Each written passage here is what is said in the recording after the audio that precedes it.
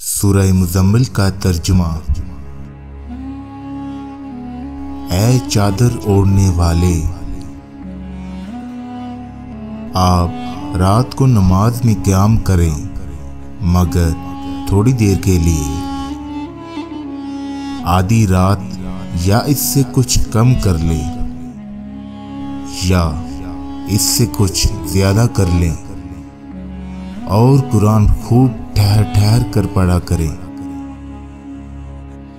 بے شک ان قریب ہم آپ پر ایک بھاری کلام نازل کرنے والے ہیں۔ بے شک رات کا اٹھنا نفس پر قابو پانے کے لیے بہت فائدہ مند ہے اور قرآن کو سمجھنے کا بہترین وقت ہے۔ یقیناً دن میں آپ کی بہت سی مصروفیات ہیں اور آپ اپنے رب کے نام کا ذکر کریں اور سب سے الگ ہو کر اسی کی طرف متوجہ ہو جائیں۔ وہی رب ہے مشرق اور مغرب کا، اس کے سوا کوئی معبود نہیں، لہذا اسی کو اپنا وکیل بنائیں۔ آپ صبر کریں، جو کچھ یہ کفار کہتے ہیں، اور اچھے طریقے سے ان سے الگ ہو جائیں۔ ان جھٹلانے والے خوشحال لوگوں سے نمٹنے کا کام آپ مجھ پر چھوڑ دیں اور انہیں ذرا سی مہلت دے دیں۔ یقیناً ہمارے پاس ان کے لیے بھاری بھیڑیاں اور بھڑکتی ہوئی آگ ہے، اور کھانا ایسا جو حلق میں اٹک جائے، اور دردناک عذاب ہے جس دن زمین اور پہاڑ کانپ اٹھیں گے اور پہاڑ ریت کے ڈھیر ہو جائیں گے۔ بے شک ہم نے تمہاری طرف ایک رسول بھیجا ہے، رسول تم پر گواہی دینے والا، جس طرح ہم نے بھیجا تھا فرعون کی طرف ایک رسول، تو فرعون نے رسول کی بات نہ مانی تو ہم نے اس کی بڑی سخت پکڑ کی،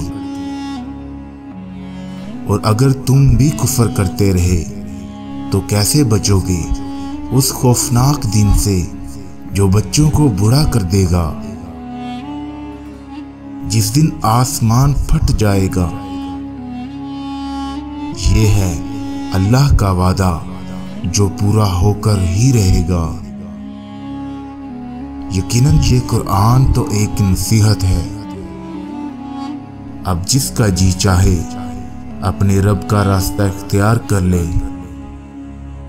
بے شک آپ صلی اللہ علیہ وسلم کا رب جانتا ہے کہ آپ کبھی 2/3 رات کے قریب قیام کرتے ہیں، اور کبھی آدھی رات، اور کبھی 1/3 رات، اور آپ کے ساتھیوں کا ایک گروہ بھی آپ کے ساتھ شامل ہوتا ہے۔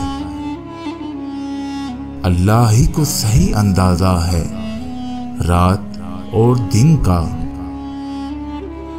اللہ جانتا ہے کہ تم اس کی پابندی نہیں کر سکتے، لہذا اس نے تم پر مہربانی فرمائی۔ لہذا اب جتنا قرآن تمہارے لیے پڑھنا آسان ہو پڑھ لیا کرو۔ اسے معلوم ہے کہ تم میں بعض مریض بھی ہوں گے، کچھ اور لوگ بھی ہیں جو اللہ کے فضل کی تلاش میں سفر کرتے ہیں، کچھ اور لوگ بھی ہیں جو اللہ کی راہ میں لڑتے ہیں۔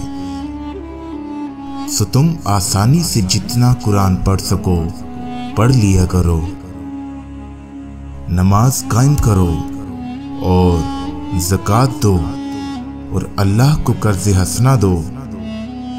جو کچھ بلائی بھی تم اپنے لیے آگے بھیجو گے اسے اللہ کے ہاں موجود پاؤ گے،